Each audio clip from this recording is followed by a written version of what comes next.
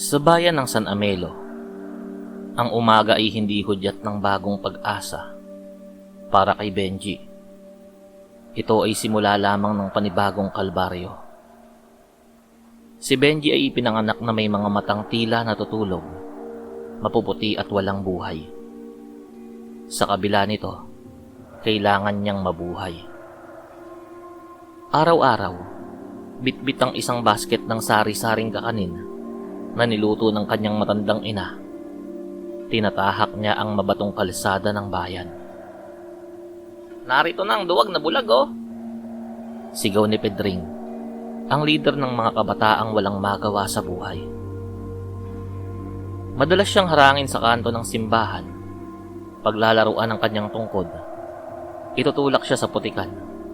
At ang pinakamasakit sa lahat, mananakawan siya ng paninda.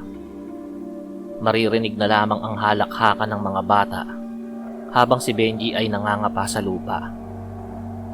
Sinusubukang isalba ang natitirang biko o suman, habang ang mga luha ay tahimik na dumadaloy mula sa kanyang mga bulag na mata.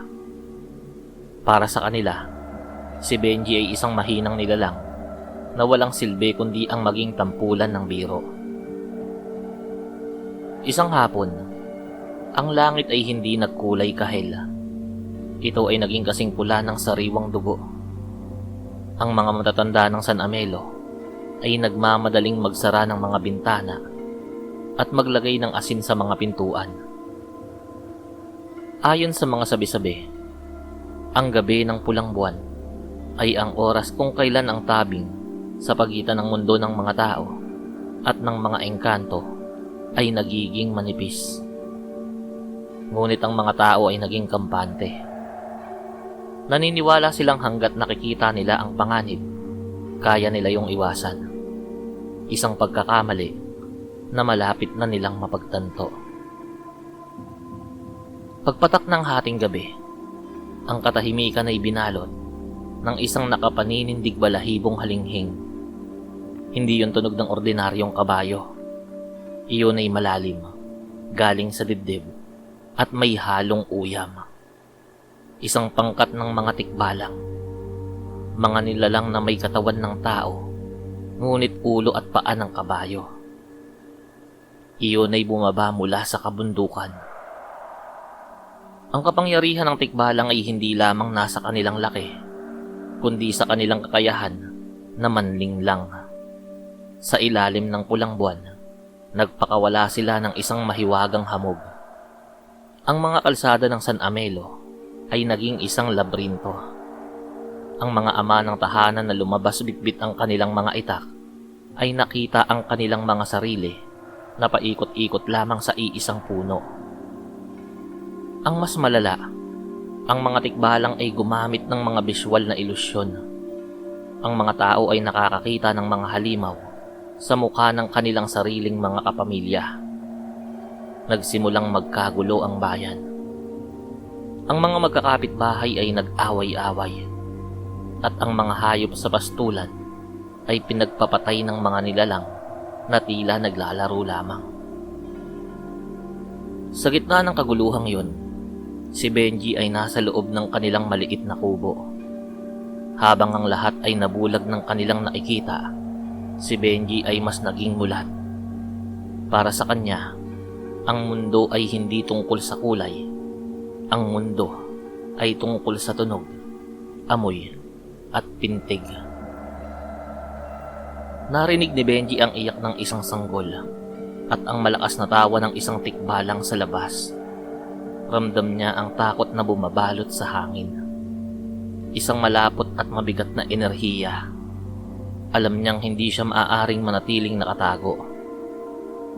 Kinapa niya ang ilalim ng kanyang higaan at inilabas ang kanyang tunay na kayamanan. Isang tungkod na yari sa matandang kamagong. Hindi yun basta-basta kahoy.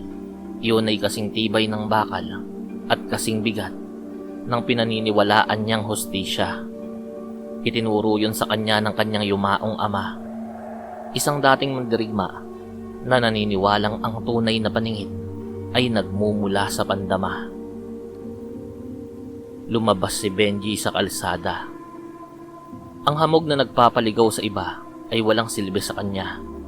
Ang mga ilusyong nagpapakita ng mga nakakatakot na imahe ay walang kapangyarihan sa isang taong ang mundo ay kadiliman.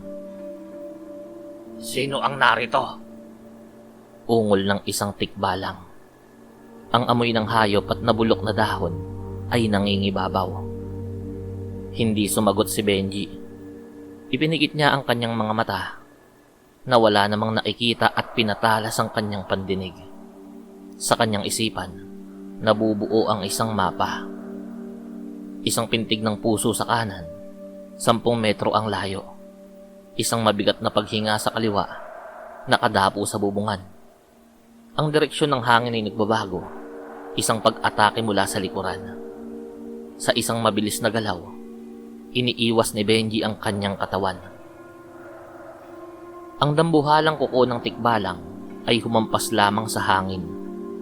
Gamit ang buwelo ng kanyang katawan, inihatid ni Benji ang dulo ng kanyang kamagong sa tuhod ng nilalang. Isang malutong na ingit ang narinig, kasunod ng pagbagsak ng higante. Dinala ni Benji ang laban sa gitna ng plaza, kung nasaan ang pinunong tikbalang. Isang nilalang na may taas na 7 talampakan at may suot na kwintas na gawa sa mga bungo. Kasalukuyang pinaglalaruan ang kapitan ng bayan. "Isang bulag!" Tawa ng pinuno. Ang boses nito ay parang pagkiskis ng 2 bato. "Anong laban ng isang tulad mo sa amin, na hari ng gubat?" "Hindi kailangan ng mata para labanan kayo," mahinang sagot ni Benji. Ang tikbalang ay sumugod ng may bilis na hindi kayang sabayan ng ordinaryong tao. Ngunit si Benji ay hindi ordinaryo. Ang bawat sipa at lundag ng nilalang ay naglilikha ng alingawngaw. Para kay Benji, ang bawat galaw ng kalaban ay tila isang babala.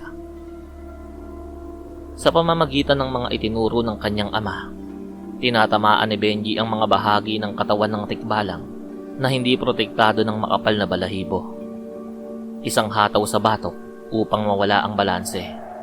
Isang tusok sa sikmura upang pigilan ang paghinga. Nang muling sumugod ang pinuno, chinempo ni Benji ang lahat. Ginamit niya ang bigat ng kalaban, laban din mismo dito. Isinabit niya ang kanyang tungkod sa binti nito at buong lakas na hinila. Habang pabagsak ang dambuhala, isang huling napakalakas na hataw ng kamagong ang tumama sa sentido ng tikbalang. Yumanig ang lupa sa pagbagsak ng pinuno. Ang ibang mga tikbalang, nang makitang tumba na ang pinakamalakas sa kanila, ay nagsitakbuhan pabalik sa dilim ng gubat. Ang pulang buwan ay unti-unting naglaho at ang hamog ng ilusyon ay napawi. Nang sumikat ang araw, natagpuan ng mga taga San Amelo ang kanilang mga sarili sa gitna ng plaza. Nakita nila ang dambuhalang bangkay ng tikbalang at si Benji. Nakatayo ng matuwid, hawak ang kanyang tungkod, habang ang pawis at dumi ay bumabalot sa kanyang katawan. Walang nagsalita.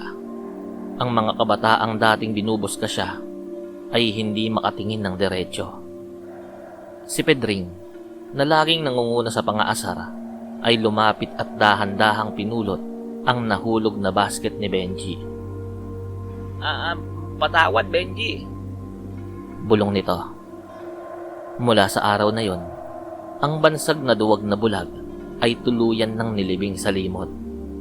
Pinalitan ito ng isang pangalang may paggalang at paghanga, ang bulag na may katapangan. Hindi na nagtitinda ng kakanin si Benji sa kalsada dahil ang bayan na mismo ang nagdadala ng pagkain sa kanilang bahay bilang pasasalamat. Siya ay naging isang punong tagapayo ng San Amelo. Sa tuwing may darating na banta, maging ito man ay masasamang tao o mga ligaw na espiritu, alam ng lahat na hindi nila kailangan ng higit na liwanag. Kailangan lang nilang makinig sa alingawngaw ng tungkod ni Benji, ang taong nakakakita sa dilim gamit ang kanyang puso.